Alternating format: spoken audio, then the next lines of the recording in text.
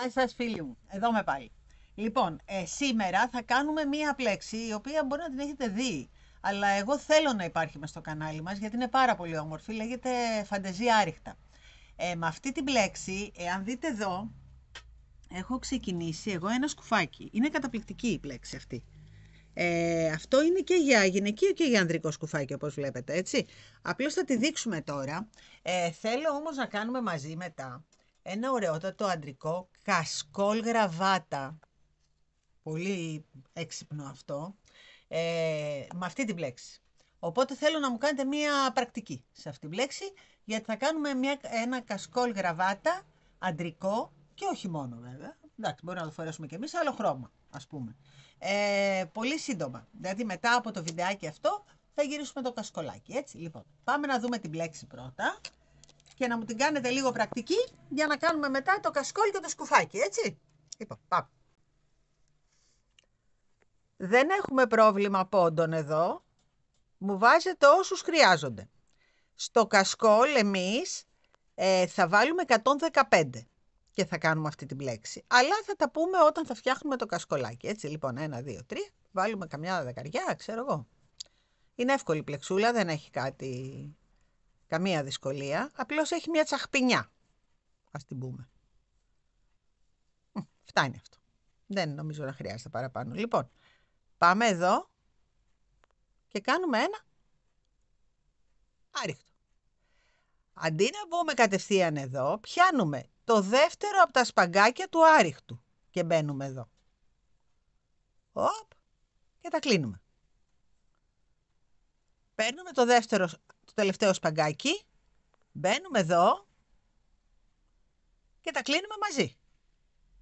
Γι' αυτό είπα φαντεζία άριχτο, είναι άριχτο στην ουσία. Απλώς πριν μπούμε εδώ, πιάνουμε και το σπαγκάκι το τελευταίο από το προηγούμενο άριχτο. Να το. Οπ. Αυτό είναι όλο. Το τελευταίο σπαγκάκι και μπαίνουμε δίπλα. Και βγαίνει καταπληκτικό. Το τελευταίο σπαγκάκι και μπαίνουμε δίπλα. Οπ. Εδώ. Και κλείνουμε. Εδώ.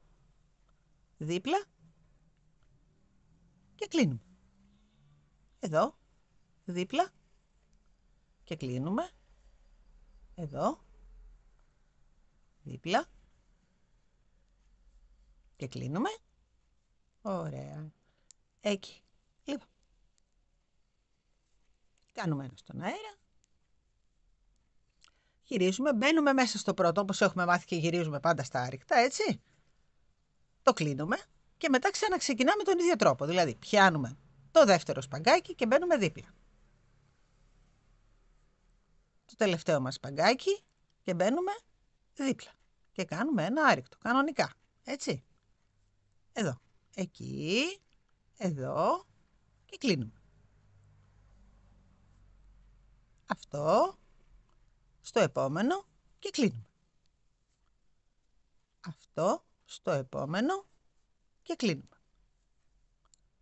Στο επόμενο. Και κλείνουμε. Στο επόμενο.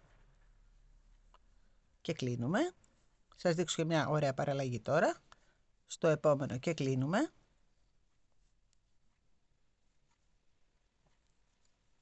Εκεί. Και εδώ. Το τελευταίο μας. Λοιπόν, υπάρχει μια πολύ ωραία παραλλαγή, η οποία είναι να πλέκουμε ακριβώς με τον ίδιο τρόπο στην πίσω θηλίτσα. Σε αυτήν. Έτσι. Λοιπόν, πάμε να το δούμε. Μπαίνουμε εδώ. Βλέπετε. Εκεί. Παίρνουμε αυτό και μπαίνουμε απλώς ό,τι έχουμε κάνει στον πίσω πόντο. Είναι δύο παραλλαγές του. Έτσι. Στο ένα μένει αυτό. Στη δεύτερη παραλλαγή μένει μια κοτσιδούλα μπροστά. Εκεί παίρνουμε το δεύτερο, μπαίνουμε εδώ και τα κλείνουμε. Εδώ μπαίνουμε και τα κλείνουμε. Πιάνουμε το σπαγκάκι αυτό, στο επόμενο και τα κλείνουμε. Μόνο που πλέκουμε στην πίσω θηλιά μας. Εάν λοιπόν θέλουμε να γίνει πιο ίσιο, πλέκουμε κανονικότατα. Εάν θέλουμε να γίνει ανάγλυφο, πλέκουμε στην πίσω θηλιά, έτσι. Εκεί. Και εδώ και πήγαμε στο τελευταίο, τελειώσαμε. Λοιπόν, πάμε. Ένα στον αέρα. Πάμε πάλι εδώ, βλέπετε. Και κάνουμε ένα άριχτο το πρώτο μας για να δημιουργηθεί το πρώτο μας άριχτο ώστε να μπορούμε να πάρουμε το σπαγκάκι. Πάμε στο επόμενο, κλείνουμε. Εδώ πάλι και μπαίνουμε δίπλα. Παίρνουμε αυτό και μπαίνουμε δίπλα.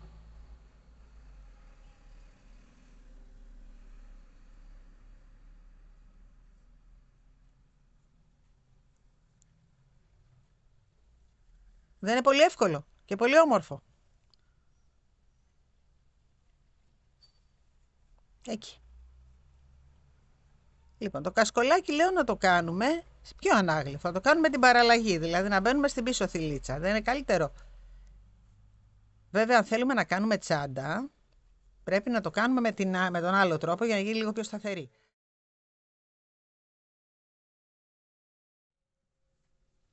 Κοιτάξτε τι ωραίο που γίνεται. Να το. Το ένα βγαίνει, για να καταλάβετε, το ένα βγάζει μια γραμμούλα και το άλλο βγάζει αυτό εδώ το πραγματάκι. Έτσι. Κοτσιδούλα. Ωραία, λοιπόν, πάμε να κάνουμε άλλη μια σειρούλα να το δούμε ωραία. Και να σας δείξω μετά και το σκουφάκι πώς βγαίνει, που είναι υπέροχο. Έτσι, λοιπόν, πάμε πάλι. Μπαίνουμε εδώ και κάνουμε το πρώτο μας άριχτο. Παίρνουμε το σπαγκάκι μας πάλι, έτσι μπαίνουμε δίπλα, στον πίσω πόντο και κάνουμε ακριβώς το ίδιο. Παίρνουμε το σπαγκάκι μας, μπαίνουμε δίπλα και το κλείνουμε. Παίρνουμε το σπαγκάκι μας, μπαίνουμε δίπλα και το κλείνουμε. Μια πλέξη που τελειώνει σε χρόνο 0. Τι βλέπετε? Πανεύκολη και πανέμορφη.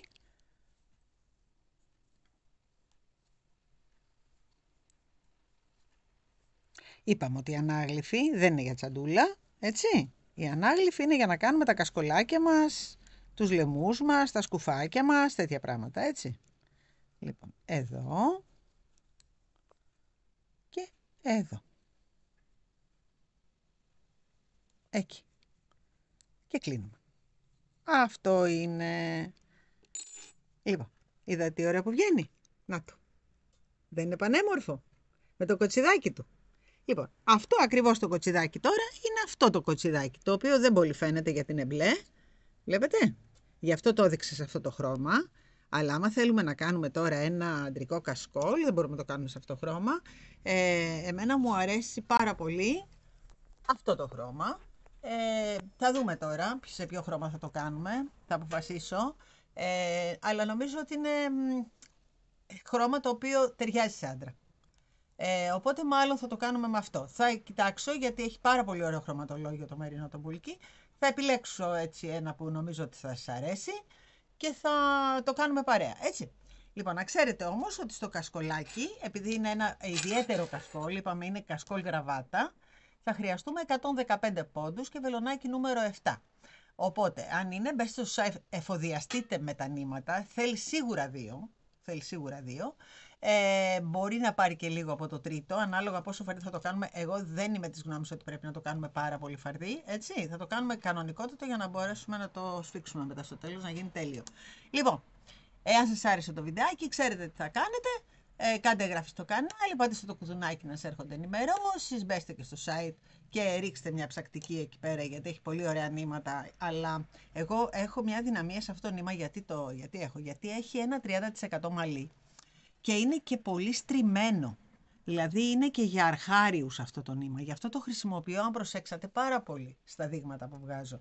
Γιατί δεν δυσκολεύει καθόλου και τους αρχάριους. Δεν μπαίνει ανάμεσα στις σύνες στο βελονάκι. Αυτό που δεν θέλουμε να συμβαίνει όταν είμαστε πρωτάριδες, έτσι. Λοιπόν, μέχρι το επόμενο μας βιντεάκι, όπως ξέρετε, να είμαστε όλοι καλά και θα τα ξαναπούμε σε λίγο. Φιλάκια.